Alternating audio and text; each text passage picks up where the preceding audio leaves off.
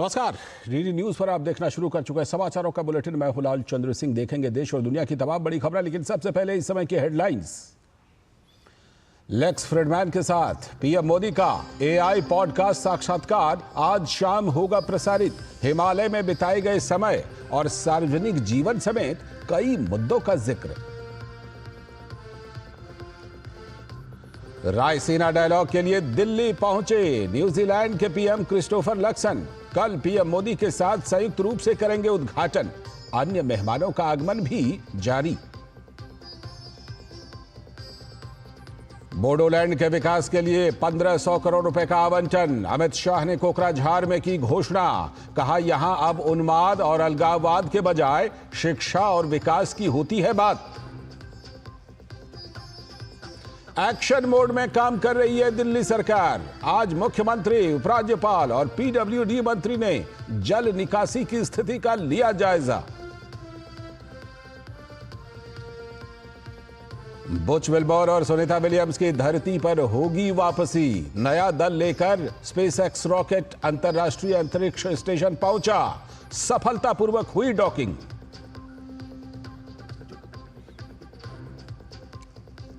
Headlines के बाद अब खबरें विस्तार से। प्रधानमंत्री नरेंद्र मोदी ने लोगों से आज प्रसारित होने वाले लेक्स फ्रीडमैन के साथ बातचीत के अपने पॉडकास्ट साक्षात्कार को सुनने का अनुरोध किया है। पीएम मोदी ने सोशल मीडिया प्लेटफॉर्म एक्स पर एक पोस्ट में लिखा कि उनकी लेक्स फ्रीडमैन के साथ बातचीत शानदार रही है।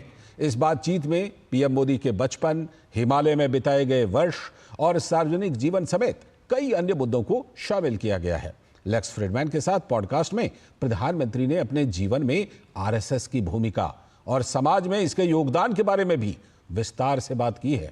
पॉडकास्ट में पीएम ने 2002 के गोधरा दंगों के बारे में भी विस्तार से बात की है। उन्होंने उस समय की घटनाओं का विस्तृत घटनाक्रम बताया है और बताया कि कैसे बड़े पैमाने पर बदनामी का अभियान चलाया गया था। आज की एक और बड़ी खबर। प्रधानमंत्री नरेंद्र मोदी के निमंत्रण पर न्यूजीलैंड के प्रधानमंत्री क्रिस्टोफर लक्सन आधिकारिक भारत यात्रा पर आज दिल्ली पहुंच गए। केंद्रीय मंत्री एसपी सिंह बघेल ने एयरपोर्ट पर प्रधानमंत्री क्रिस्टोफर का भव्य स्वागत किया। प्रधानमंत्री का पदभार संभालने के बाद क्रिस्टोफर लक्सन की यह पहली भारत यात्रा है। न्यूजीलैंड के पीएम आज विदेश मंत्री डॉक्टर एस जयशंकर से मुलाकात करेंगे। कल क्रिस्टोफर लक्सन प्रधानमंत्री नरेंद्र मोदी से मुलाकात करेंगे। मुलाकात के दौरान दोनों देशों के बीच भारत न्यूजीलैंड संबंधों के विभिन्न पहलुओं पर विचार विमर्श होगा। प्रधानमंत्री क्रिस्टोफर लक्सन 17 मार्च को नई दिल्ली में मुख्य अतिथि के रूप में 10वीं रायसीना वार्ता 2025 के उद्घाटन सत्र में शामिल होंगे और प्रमुख संबोधन भी देंगे। न्यूजीलैंड के पीएम राष्ट्रपति द्रौपदी मुर्मू से भी मुलाकात करेंगे। न्यूजीलैंड के पीएम 19 और 20 मार्च को मुंबई में भारतीय उद्योग जगत के दिग्गजों एवं विभिन्न क्षेत्रों के प्रतिनिधियों से मुलाकात भी करेंगे। तो रायसीना डायलॉग का 10वां संस्करण कल से नई दिल्ली में शुरू होगा। ये भू राजनीति और भू अर्थशास्त्र पर भारत का प्रमुख सम्मेलन है। प्रधानमंत्री नरेंद्र मोदी और लक्सन 17 से 19 मार्च तक आयोजित होने वाले सम्मेलन के 10वें संस्करण का संयुक्त रूप से उद्घाटन करेंगे। इस सम्मेलन में कम से कम 18 देशों के विदेश मंत्री, कई वैश्विक कंपनियों के शीर्ष अधिकारी और विदेश नीति विशेषज्ञ भी शामिल होंगे। इस सम्मेलन में भाग लेने के लिए कई देशों के नेता नई दिल्ली पहुंच रहे हैं। इसी कड़ी में घाना के विदेश मंत्री सैमुअल ओकोजेटो अब्लाक्वा, क्यूबा के उप प्रधानमंत्री डॉक्टर एडआर्डो मार्टिनेट डियाज पहुंच चुके हैं। इस सम्मेलन में Slovenia, Luxembourg, Liechtenstein, Latvia, Moldova, Georgia, Sweden, Slovak गणराज्य, Bhutan, Maldives, Norway, Thailand, Antigua और बरबुडा, पेरू, घाना, हंगेरी और मॉरिशस के विदेश मंत्री भी इस सम्मेलन में भाग लेंगे। अगली बड़ी खबर। आरबीआई को लंदन के सेंट्रल बैंक द्वारा डिजिटल ट्रांसफॉर्मेशन अवार्ड 2025 के लिए चुने जाने पर प्रधानमंत्री नरेंद्र मोदी ने आरबीआई को बधाई दी है। प्रधानमंत्री नरेंद्र मोदी ने अपने सोशल मीडिया प्लेटफॉर्म एक्स पर लिखा, यह एक सराहनीय उपलब्धि है जो शासन में नवाचार और दक्षता पर जोर देती है। डिजिटल नवाचार भारत के वित्तीय पारिस्थितिकी तंत्र को मजबूत बना रहा है, जिससे अनगिनत लोगों का जीवन सशक्त हो रहा है। आगे की बड़ी खबरों में केंद्रीय गृह मंत्री अमित शाह असम में कोकराझार के डोटमा में ऑल बोडो स्टूडेंट्स यूनियन यानी ABSU के 57वें वार्षिक सम्मेलन में शामिल हुए। इस कार्यक्रम में गृह मंत्री के साथ असम के मुख्यमंत्री हिमंता बिस्वा शर्मा और बोडोलैंड टेरिटोरियल काउंसिल यानी BTC के प्रमुख प्रमोद बोडो भी मौजूद रहे। 4 दिवसीय इस सम्मेलन में कई व्यावहारिक चर्चाओं और प्रतिस्पर्धाओं का आयोजन किया गया। आज इस सम्मेलन का आखिरी दिन है। इस दौरान अमित शाह ने छात्रों को संबोधित करते हुए बोडोलैंड के विकास के लिए प्रतिबद्धता जताई। उन्माद, उत्पात और अलगाववाद की बात होती थी। आज शिक्षा, विकास और इंडस्ट्री की बात होती है। भाइयों बहनों, आज मैं यहां आया हूं तब ये बताने आया हूं कि बोडोलैंड के विकास के लिए भारत सरकार और असम सरकार ने 1500 करोड़ रुपया केवल 35 लाख लोगों की आबादी में 1500 करोड़ रुपया आवंटित करने का काम हमारे नेता नरेंद्र मोदी जी ने किया है। और अमित शाह ने कांग्रेस पर तीखा हमला करते हुए कहा कि कांग्रेस ने बोडो समझौते का मजाक उड़ाया, लेकिन इस समझौते से बोडोलैंड में शांति और विकास आया। जनवरी 2020 को जब BTR शांति समझौते पर हस्ताक्षर हुए, एक कांग्रेस पार्टी मेरा मजाक उड़ाती थी कि सब लोग रुक गए, ये बोडोलैंड में शांति नहीं होगी और ये समझौता मजाक हो जाएगा। भाइयों बहनों, आज समझौते की 82% शर्तों को आसाम सरकार और दिल्ली सरकार ने समाप्त कर दिया है, समाप्त कर दिया। और मैं आज आपको बताकर जाता हूं कि अगले 2 साल में समझौते का 100% क्रियान्वयन नरेंद्र मोदी जी के नेतृत्व में भारत सरकार कर देगी। और गृह मंत्री अमित शाह ने घोषणा की कि अप्रैल में बोडोफा उपेंद्रनाथ ब्रह्मा के नाम से दिल्ली में एक रोड का नाम रखा जाएगा। ब्रह्मा जी के बताए हुए रास्ते पर जब पूरा बोडोलैंड चल रहा है, तब आज मैं एक घोषणा करने आया हूं। बोडोफा उपेंद्रनाथ ब्रह्मा जी के नाम से दिल्ली में एक बहुत बड़े रोड का नाम हमने बोडोफा उपेंद्रनाथ ब्रह्मा करने का निर्णय किया है। और अप्रैल के प्रथम सप्ताह में आपके सभी नेता और CM असम की उपस्थिति में वहां पर उनका बस्ट भी लगेगा और वहां पर उनके नाम का भव्य तख्ती लगाने का काम भी हो जाएगा। आज की एक और बड़ी खबर, दिल्ली के उपराज्यपाल VK सक्सेना, मुख्यमंत्री रेखा गुप्ता, PWD मंत्री परवेश वर्मा ने आज बारापुला एलिवेटेड रोड पर यमुना नदी की ओर जाने वाले बारापुला नाले का निरीक्षण किया। उन्होंने सुनहरी पुल नाले पर जल निकासी की स्थिति की समीक्षा की।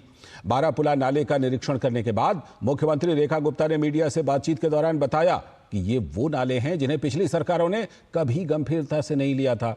दिल्ली में उपराज्यपाल और CM के इस निरीक्षण का जायजा लिया है हमारे संवाददाता गिरीश निशाना ने। दिल्ली के उपराज्यपाल विनय कुमार सक्सेना, दिल्ली की मुख्यमंत्री रेखा गुप्ता, PWD और जल संसाधन मंत्री प्रवेश वर्मा ने अपने PWD और जल संसाधन से जुड़े हुए अधिकारियों के साथ आज दिल्ली के कई नालों का दौरा किया। दिल्ली की मुख्यमंत्री रेखा गुप्ता ने साफ किया कि जिस तरह से ये नाले बह रहे हैं, उन नालों की सफाई का काम जल्द पूरा हो जाए और इसलिए पहले से वो तैयारी कर रही हैं। हालांकि बारिशों में जिस तरह से जल भराव की स्थिति पैदा हो जाती है, उससे बचने के लिए तमाम प्रयास किए जा रहे हैं। और मुख्यमंत्री रेखा गुप्ता ने साफ किया है कि हम इंतजार नहीं कर रहे कि कब दिल्ली के अंदर बारिश आएगी और उसका इंतजार करें। हालांकि उससे पहले ही जो उनका विभाग है, जो दिल्ली सरकार है, वो मुस्तैद दिखाई दे रही है, दिल्ली की सड़कों पे दिखाई दे रही है। वो चाहती है कि जितने भी नाले हैं उनकी पहले ही सफाई की जा सके बारिशों से पहले। भी हमने 3 बड़ी ड्रेन्स का विजिट किया है और उसमें चाहे वो बारापुला थी, कुशक है या सुनहरी पुल है, हर जगह जो देखने को मिलता है कि एजेंसीज में क्लैरिटी ही नहीं थी, करना किसने है। किसी को फुल फ्लेज काम या आप कहिए कि 12 महीने का काम कि आपने ड्रेन पे काम करना है, ऐसा काम नहीं क्लियर हुआ। ये अब जिस चीज़ों को हम देख रहे हैं, हमने अब फ्लड एंड इरिगेशन को स्पेशली रिस्पॉन्सिबिलिटी देके कि ये एक एजेंसी की जिम्मेवारी है कि आपको ये डिसिल्टिंग करके देनी है। कितना होगा, टाइम बाउंड तरीके से कब तक आप करेंगे, पूरा का पूरा उसके मानक तय करके उसमें बजट में उसके लिए एलोकेशन हो, क्योंकि ये सबसे बड़ी नेसेसिटी है कि बारिश में दिल्ली में पानी ना भरे। ये सारा का सारा ड्रेन्स जो है बारिशों से पहले खाली होनी चाहिए और उसके बाद जो हमारी उसके पीछे की रोड्स हैं उसके लगते हुए नाले भी साफ़ हो। तो ये एक बहुत बड़ा मिशन है। सेम डे कुछ नहीं होता कि आग जब लगी है और तभी आपको तैयारी करनी है। आज से ही बारिश के सीज़न की शुरुआत, उसकी में काम क्या क्या करने हैं, आज से ही समर एक्शन प्लान, आज से ही हमें सर्दियों में पॉल्यूशन ना हो, ये सारे काम शुरू हो चुके हैं। सरकार जो अपने बिल्कुल वॉर फुटिंग पे काम कर रही है। दिल्ली का बाढ़ और सिंचाई विभाग न केवल नालों की सफाई में जुटा है बल्कि उनको चौड़ा करने का काम भी कर रहा है। आप मेरे पीछे यहाँ देख सकते हैं, ये बारापुला का वही एलिवेटेड रोड है जिसके नीचे नाला बह रहा है और नाले के नीचे लगातार बाढ़ और सिंचाई विभाग सफाई में जुटा है। आप ये देख सकते हैं किस तरह से जो मशीनें लगाई गई हैं उनसे साफ तौर पर यहाँ पर ना केवल नालों की सफाई की जा रही है बल्कि उनका जो रास्ता है चौड़ा किया जा रहा है, ताकि आने वाले समय में जो बारिश का मौसम आएगा, जब बरसातें आएंगी, उस समय पर ये ओवरफ्लो ना हो और दिल्ली में जल भराव की स्थिति पैदा ना हो। कैमरामैन सौरभ बख्शी के साथ गिरीश निशाना, डीडी न्यूज, दिल्ली। और अब बात पटना में हुए होली पर विवाद की। पटना में अपने आवास पर होली समारोह में आरजेडी नेता तेज प्रताप यादव के नाचने के निर्देश का पालन करने वाले पुलिसकर्मी के वीडियो पर केंद्रीय मंत्री जीतन राम मांझी ने कहा कि लालू परिवार अपने गलत कामों के लिए ही जाने जाते हैं। उन्होंने कहा कि लालू प्रसाद यादव के शासनकाल में बिहार में जैसा होता था वही उनके पुत्र भी कर रहे हैं। बिहार की जनता को इससे सचेत रहना चाहिए। उन लोग गलत काम के लिए ही जाने जाते हैं। उनके राज में, पिताजी के राज में क्या क्या एक अन्य मार्ग में होता था वो सब आप लोग जानते हैं। तो उनके सुपुत्र हैं तो वही ऐसा करते हैं तो गलत क्या करते हैं।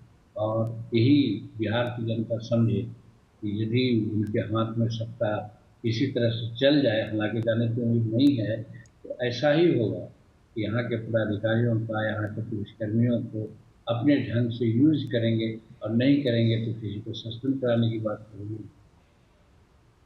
अब बात संभल की। उत्तर प्रदेश के संभल में शाही जामा मस्जिद के पिछले हिस्से की रंगाई पुताई का काम शुरू हो गया है।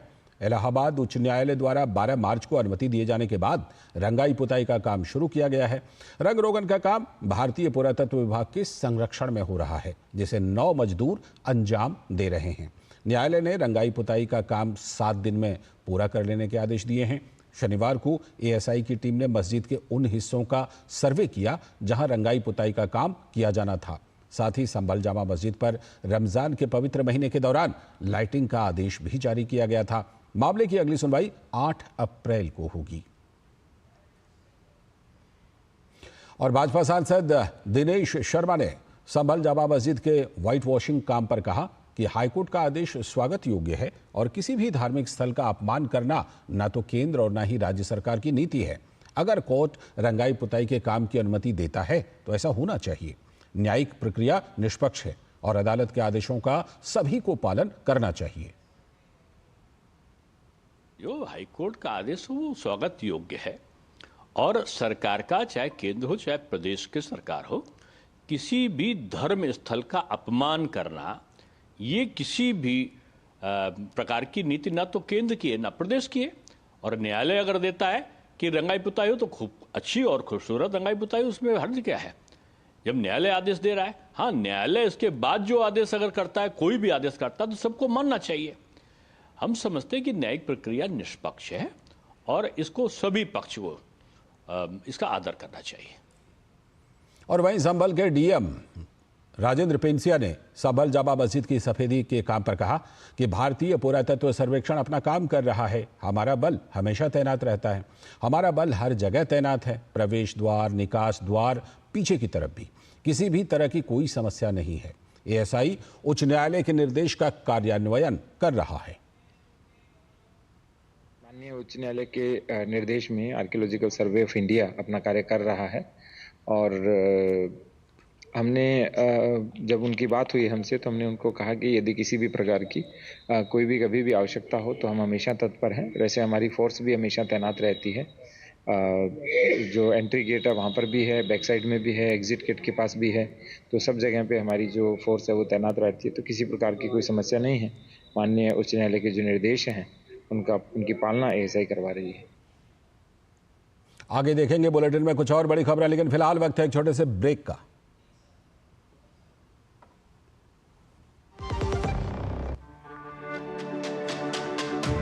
मेरी पसंद, मेरी पसंद, मेरी पसंद, मेरी पसंद, हमारी पसंद, हम सबकी पसंद। मजबूत देश का मजबूत सरिया हो गया स्टील। जो लक्ष्य चुना था समझ आने लगा है। जीएलए यूनिवर्सिटी, उच्च लक्ष्य की निश्चित प्राप्ति। स्वागत है ब्रेक के बाद। आगे की बड़ी खबरों में, देश में प्रतिस्पर्धा कानूनों में समय के साथ बदलाव पर चर्चा के लिए नई दिल्ली में एक बैठक का आयोजन किया गया। कॉरपोरेट मामलों के राज्य मंत्री हर्ष मल्होत्रा ने इस अवसर पर कहा कि बदलते हुए डिजिटल प्रयोग के साथ साथ कानूनों में उचित बदलाव के साथ उपभोक्ताओं और छोटे उद्यमियों के हितों का ध्यान भी रखने की आवश्यकता है।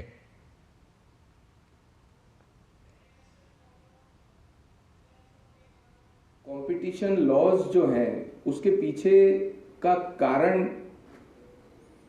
मार्केट के अंदर विशेष तौर से मैं समझता हूं जो कंज्यूमर्स हैं, कंज्यूमर्स को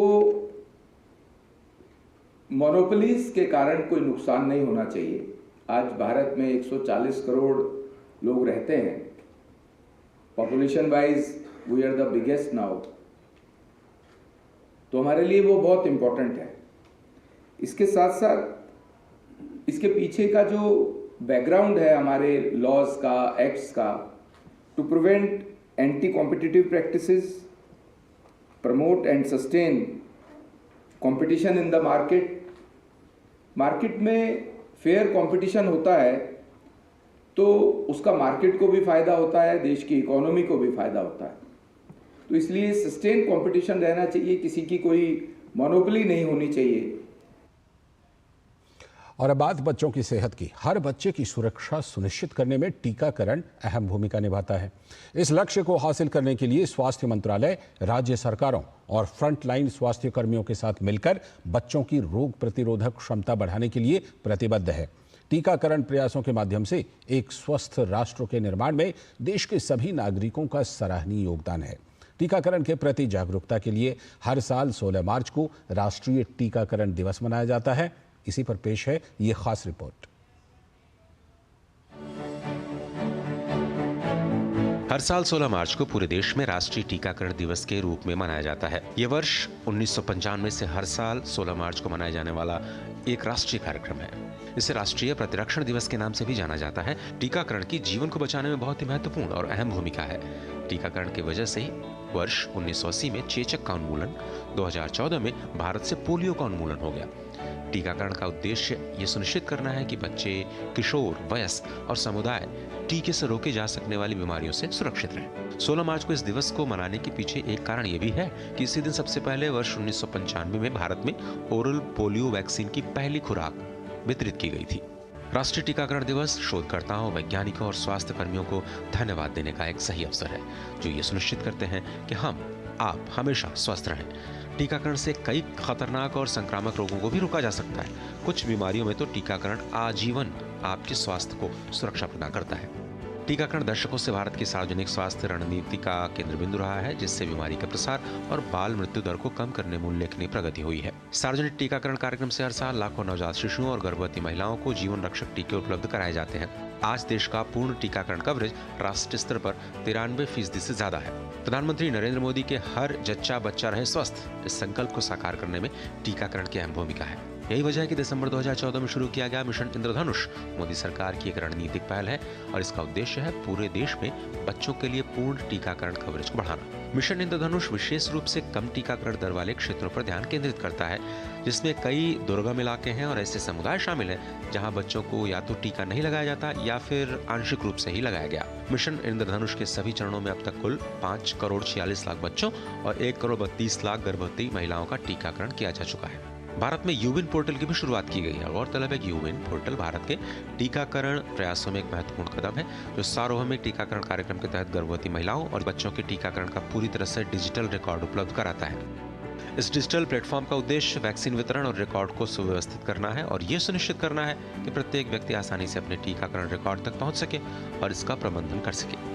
राष्ट्रीय टीकाकरण दिवस टीकों से जुड़े मिथकों और गलत धारणाओं को दूर करने में भी मदद करता है। टीकाकरण के प्रति भारत की प्रतिबद्धता सार्वजनिक स्वास्थ्य की सुरक्षा के लिए एक समग्र दृष्टिकोण को प्रतिबिंबित करती है, जिसमें प्रत्येक व्यक्ति विशेष रूप से वंचित और दूर दराज के क्षेत्रों में रहने वाले लोगों तक पहुंचने पर ध्यान केंद्रित किया गया है। Nitendra Singh, DD news, Delhi. और अब अंतर्राष्ट्रीय जगत से एक बड़ी खबर। 9 महीने से अंतरिक्ष में मौजूद अंतरिक्ष यात्री सुनीता विलियम्स और बुच विल्मोर जल्द ही पृथ्वी पर लौटने वाले हैं। उनकी वापसी के लिए नासा का क्रू 10 मिशन अंतर्राष्ट्रीय अंतरिक्ष स्टेशन पर पहुंच चुका है।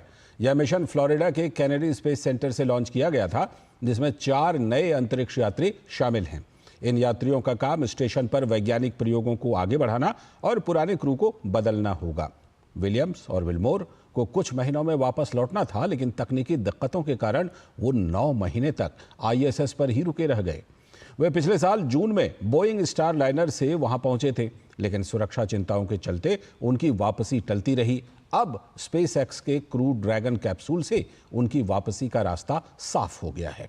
क्रू 10 मिशन में Anne McClain, Nicole Ayers, Takuya Onishi और किरिल पेस्कोव शामिल हैं। ये चारों ISS में पहुंचकर वहां चल रहे 200 से भी ज्यादा वैज्ञानिक प्रयोगों और तकनीकी परीक्षणों को आगे बढ़ाएंगे। उनकी मौजूदगी से स्टेशन का संचालन सुचारू रूप से जारी रहेगा और भविष्य के अंतरिक्ष अभियानों को दिशा मिलेगी। ये मिशन शुक्रवार को फाल्कन 9 रॉकेट के जरिए सफलतापूर्वक लॉन्च किया गया था और ये बिना किसी रुकावट के गंतव्य तक पहुंच गया है।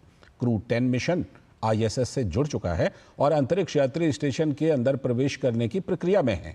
इसके बाद विलियम्स और विल्मोर की वापसी की प्रक्रिया होगी। नासा के मुताबिक विलियम्स और विल्मोर अगले हफ्ते तक पृथ्वी पर लौट आएंगे। उत्तर मैसेडोनिया के पूर्वी शहर कोकानी में आज एक नाइट क्लब में भीषण आग लग गई, जिसके कारण 51 लोगों की मौत हो गई तथा 100 से भी अधिक लोग घायल हो गए। आग लगने के बाद क्लब के अंदर अफरा तफरी मच गई। अधिकारियों के अनुसार घायलों को देश भर के कई अस्पतालों में भर्ती कराया गया है, जिनमें से कई युवा गंभीर रूप से जल गए हैं। मैसेडोनिया के प्रधानमंत्री हिस्टिजान मिकोस्की ने एक्स पर लिखा कि मैसेडोनिया के लिए यह एक मुश्किल और बहुत दुखद दिन है। इतने सारे युवा लोगों की जान चली गई है, जिसकी भरपाई नहीं की जा सकती। बता दें कि मैसेडोनिया की आबादी 2 मिलियन से भी कम है। इटली के ट्यूरिन में स्पेशल ओलंपिक शीतकालीन खेलों में एथलीट जायरा ने स्पीड स्केटिंग स्पर्धा में 2 रजत पदक हासिल किए हैं। जायरा और उनके कोच मोनिका से खास बातचीत की है हमारे संवाददाता नारायण सिंह ने। सभी बाधाओं को पार करते हुए हमारे स्पेशल खिलाड़ियों ने special Olympic world winter games में शानदार प्रदर्शन किया और इस वक्त हमारे सामने स्पीड स्केटिंग के खिलाड़ी जायरा पॉटर, जिन्होंने 2 सिल्वर मेडल जीते और उनकी कोच भी हमारे साथ हैं मोनिका जी। आपको बहुत बहुत बधाई, जायरा ने 2 सिल्वर मेडल जीते।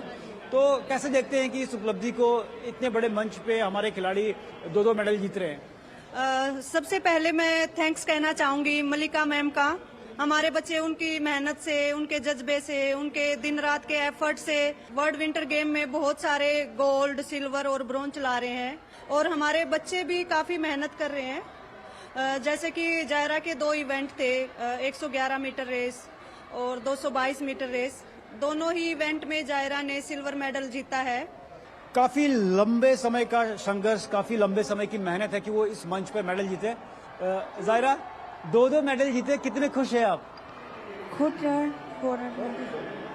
कैसे सेलिब्रेट करेंगे इसको 2 सिल्वर मेडल जीतने के बाद?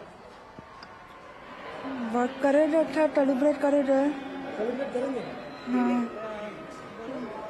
इंडिया जाएंगे, अपने पेरेंट्स के साथ जाएंगे, सेलिब्रेट करेंगे। ये बच्चे इतना अच्छा प्रदर्शन कर रहे हैं, इससे जैसे कि और बच्चे भी हैं जो काफ़ी कर सकते हैं कि आप पेरेंट्स जो होते हैं उनको सामने नहीं लाते, वो मानते नहीं कि हमारा बच्चा स्पेशल बच्चा होगा। तो क्या जब ये बच्चे इनकी बड़ी अचीवमेंट है, ये मेडल जीत रहे हैं और जो कैश रिवॉर्ड है वो भी काफ़ी बढ़ा दिया गया है, तो इससे क्या लगता है कि आपको जो लोग इस चीज को लेके अब आगे आएंगे और बच्चों को अपने स्पोर्ट्स के माध्यम से ये चाहेंगे कि उनके बच्चों में सुधार हो? देखो, इस चीज से बहुत ज्यादा ही फर्क पड़ेगा कि एक दूसरे को देख के पेरेंट्स आगे आएंगे। काफी पेरेंट्स को ये लगता है कि हमारा बच्चा ऐसा है तो हम उसको कहीं बाहर ना लेके जाएं, घर के अंदर ही रखते हैं। कुछ हेजिटेट होते हैं कि समाज में लोग इसको अडेप्ट करेंगे या नहीं करेंगे, वहां जाके कैसा बिहेव करेगा। मैं पूरे समाज को, पूरी कम्युनिटी को ये कहना चाहूंगी कि इन बच्चे को, ये बच्चे भी किसी से कम नहीं है, इनको दया की दृष्टि से ना देखें और इनको मोटिवेट करें ताकि ये भी मेन धारा के साथ जुड़ सके। बिल्कुल, इन बच्चों को मंच मिला और उन्होंने दिखाया कि वो कितने टैलेंटेड हैं और इतने बड़े मंच पर देश के लिए मेडल जीत रहे हैं। और बस यही वो बच्चे हैं जो समाज में जो समावेशता है, जो इंक्लूजन है, उनको बढ़ा देंगे, क्योंकि इनकी उपलब्धियां इतनी बड़ी हैं जो समाज के सभी लोग हैं उनको इनकी उपलब्धियां प्रेरित करेगी। कैमरा पर्सन स्वामीनाथन नारायण के साथ Narayan Singh, DD news, Turin. और इसी प्रेरणादायक रिपोर्ट के साथ इस बुलेटिन में फिलहाल इतना ही। नमस्कार।